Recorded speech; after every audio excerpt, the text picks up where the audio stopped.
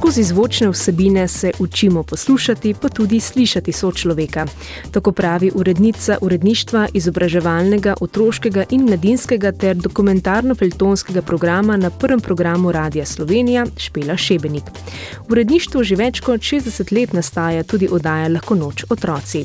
Tudi pod urednikovanjem Špele Šebenik ekipa radijskih novinarjev in režiserjev v sodelovanju z dramskimi igralci ohranja kulturno dediščino ter predvsem širi ljubezen do slovenskega jezika. Špelo že več kot 15 let spremlja tudi sodelavec Aleš Ogrin. Povsem po tej poti 15 let nazaj, ko sem prišel sem na radio, se mi je nekako Špela zdela starejša kolegica, nekako tako strahospoštovanje, ki pa je potem skozi čas seveda logično zbledelo. Do danes, ko je pravzaprav Špela postala tudi moja šefica, je urednica našega uredništva, tako da morda na trenutke, ravno zaradi vse te zgodovine, ni tistega hierarhičnega odnosa, ki pritiče recimo odnosu novinar-urednik, ampak je pa tako, da Špela vsem pusti do besede, nekako se skupaj dogovorimo o tem, kaj bomo počeli, oziroma nekako izluščimo tisto, kar bi bilo primerno, da se nekako predstavi v naših oddajah. Namreč mi naslavljamo otroke od 4. leta starosti, pa se pravi do konca srednje šole, kar je zelo velik spekter mladih, ki jih moramo nasloviti. Tako da vsak teden je na sestankih precej pestro, iščemo teme, Špela potem pove tudi svoje mnenje o temi in morda tudi poda neke usmeritve, kaj bi bilo dobro, da se predstavi znotraj posamezne teme. Zelo malokrat je, da nasprotuje naši ideji, kar se tega tiče, je zelo odprta in nam pusti tudi zelo veliko kreativne svobode. K pozitivnemu vzdušju v pisarni pa prispevajo tudi barvita umetniška dela najmlajših poslušalcev, ki krasijo uredništvo. Oddaja Lahko noč otroci je namreč ena izmed najbolj poslušanih vsebin Radia Slovenija. Kot pojasnjuje urednica oddaje Lahko noč otroci Alja Verbole, poslušalci oddaje vedno prepoznajo predanost in ljubezen do dela tistih, ki jo ustvarjajo.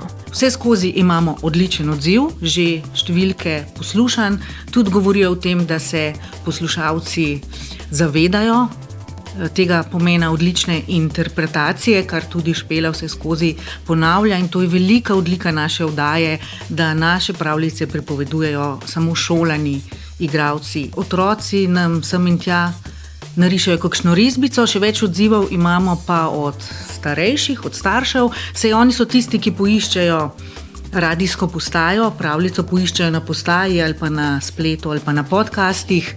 En odziv, ki je pa Špeli veliko pomeni, neka Američanka je pisala, oziroma ki zdaj živi in dela v Sloveniji, se je zahvalila za oddajo Lahko noč otroci, ker ji pravljice pomagajo pri učenju jezika, in potem smo spet pri tem, ker sem tudi jaz in Aleš in tudi Špela, obožujemo besede, glasove in tudi poudarjamo to ljubezen do lepe slovenske besede. Zato smo pač tudi radijski novinarji, Špela pa tudi urednica. Biti urednica otroškega in mladinskega uredništva zahteva poseben čut do mlajših poslušalcev, kar Špela Šebenik v očeh najožjih sodelavcev zagotovo ima. Poleg tega ji kot urednici pripisujejo tudi sledeče lastnosti. Delavnost, ki je včasih celo malo pretirana, bi se lahko vendarle malo držala nazaj, če se temu lahko tako reče, poštenost.